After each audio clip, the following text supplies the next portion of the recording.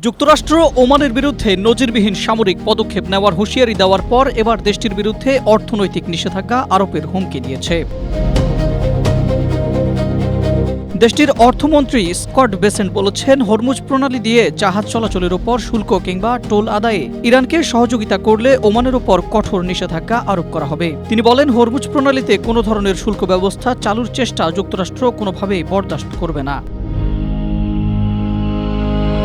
Scott Bessent আরও বলেন, ওমানের জানা উচিত এই জলপথে টোল আদায়ে প্রত্যক্ষ বা পরোক্ষভাবে সুবিধা দেওয়া যে কোনো পক্ষকে মার্কিন অর্থ মন্ত্রণালয় অত্যন্ত আগ্রাসীভাবে লক্ষ্যবস্তু বানাবে। একই সঙ্গে এই প্রক্রিয়ায় ইরানের সহযোগী বা অংশীদার হওয়া যে কোনো দেশকে কঠোর শাস্তির মুখোমুখি হতে হবে।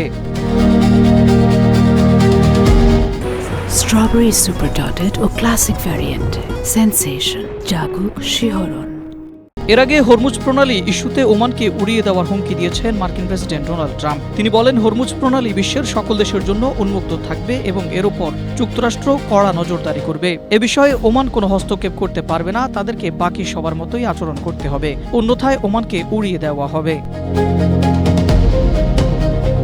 তবে ট্রাম্পের এই হুমকির পর ওমানের পাশে দাঁড়িয়েছে ইরান। দেশটির প্রতি সংহতি প্রকাশ করে ইরানের পররাষ্ট্র মন্ত্রণালয়ের মুখপাত্র ইসমাইল বাঘাই বলেছেন, যুক্তরাষ্ট্রের হুমকির বিরুদ্ধে তেহরান অবশ্যই ওমানের পাশে থাকবে।